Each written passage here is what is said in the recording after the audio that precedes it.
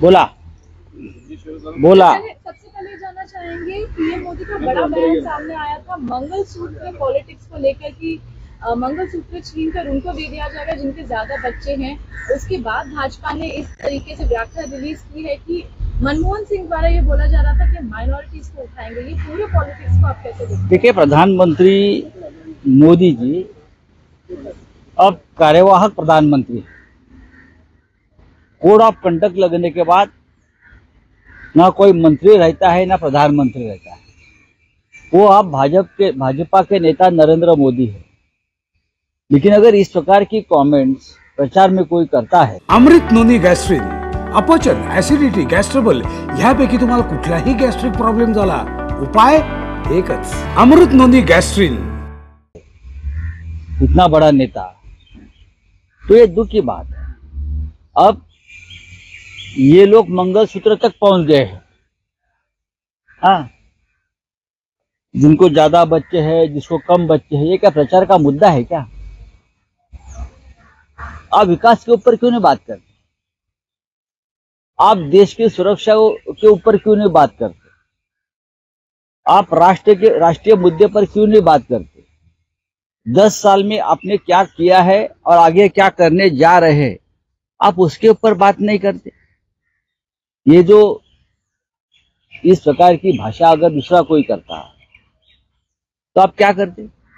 मंगलसूत्र तक आप, हमारी बहनों की, माताओं की मंगलसूत्र तक आपका हाथ जा रहा है, उसका मतलब है आपका दिमाग पूरी तरह से बिगड़ गया है और आप हारने जा रहे हैं।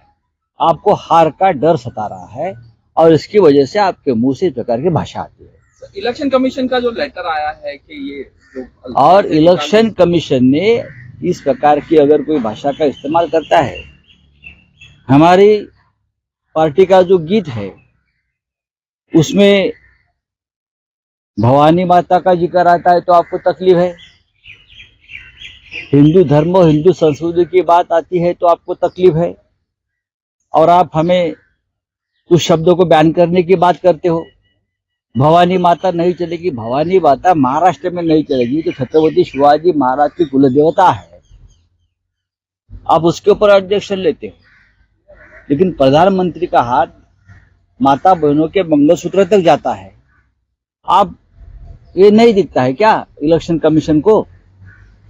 सर, अरविंद केजरीवाल को जो इंसुलिन नहीं देने की बात आ रही है, आज कोर्ट में भी मामला है, किस तरह से देखते हैं? मुझे भी मेरी दवा नहीं मिल रही थी। अरविंद केजरीवाल जी, सबको मालूम है, डायबिटीज के बहुत सीरियस उनकी बीमारी है। डायबिटीज, इंसुलिन होता है, दवाई होती है। ये तो एक मानवता चाहिए ना, ह्यूमैनिटी चाहिए। ये एक मुख्यमंत्री है,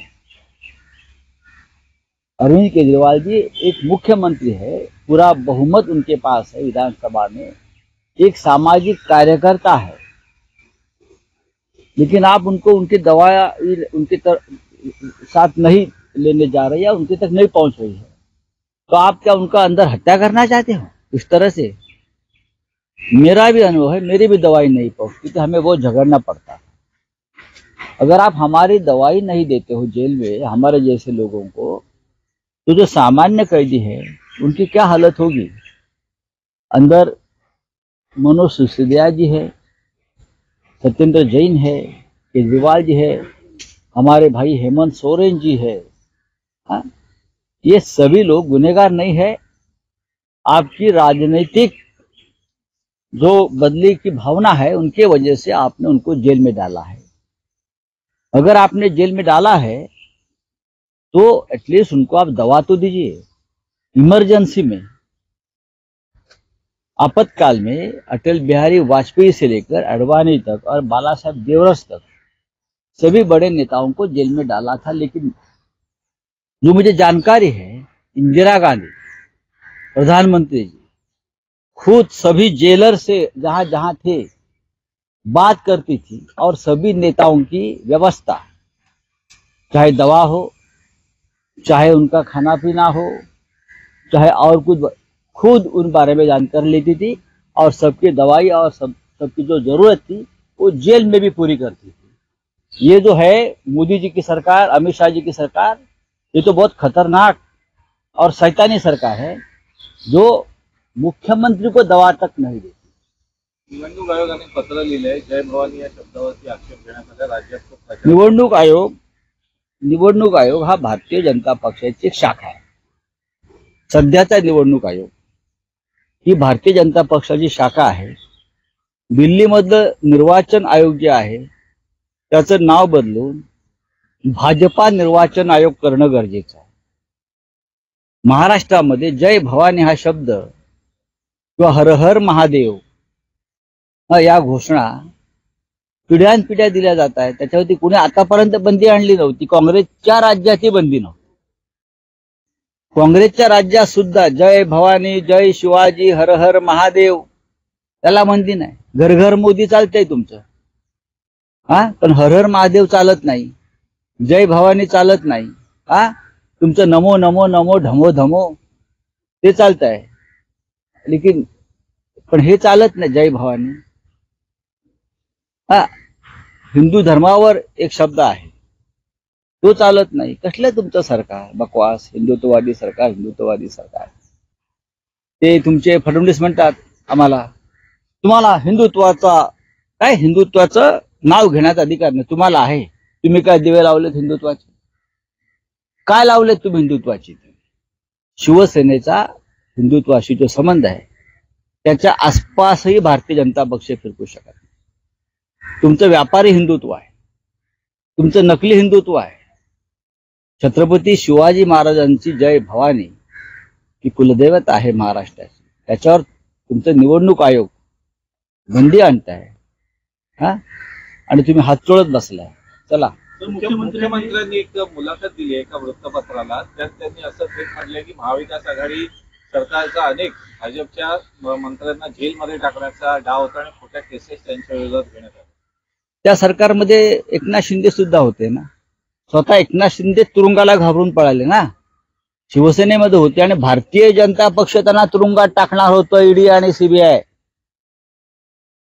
त्यांनी समोरून सांगावं, ते कुठे कुठे जाऊन रडले मला तुरुंगात जायचं नाही म्हणून। ते काय सांगतात? खोटे बोलतात। भारतीय जनता पक्षामध्ये एकतर भ्रष्टाचारांना स्थान आहे किंवा खोटं बोलणाऱ्यांना स्थान आहे, किंवा एखादा माणूस भारतीय जनता पक्षात गेला की त्याला खोटं बोलण्याची ट्रेनिंग दिलं जातं। रामभाऊ म्हाळगी प्रतिष्ठानमध्ये तुम्ही कसं खोटं बोललं पाहिजे, तुम्ही कसे खोटे आरोप केले पाहिजे यासाठी एक प्रशिक्षण भारतीय जनता पक्षात दिलं पाहिजे। त्यानुसार अजित पवार असतील, एकनाथ शिंदे असतील, हे सगळे अगदी मस्तपैकी रेटून खोटं बोलतायत। पण आज तुम्ही जेलमध्ये तुम्ही जेलवारी तुमची टळली असेल, पण उद्या टळणार नाही, हा इशारा है। आपके संजय सिंह का बयान आया कि इंडिया एयरलाइंस जो है वो इंडिया के लिए काम करेगी और जो मोदी जी हैं वो अडानी के लिए काम करेंगे। मैं उनसे सहमत हूं, और ये बात संजय सिंह बार बार बोलते थे, इसलिए उनको जेल में भेजा गया है। हम इंडिया के लिए काम करेंगे। इंडिया यानी अडानी नहीं, और इंडिया यानी मोदी भी नहीं, ना अमित शाह है। ये भारत देश है, ये इंडिया है। चलिए, थैंक यू।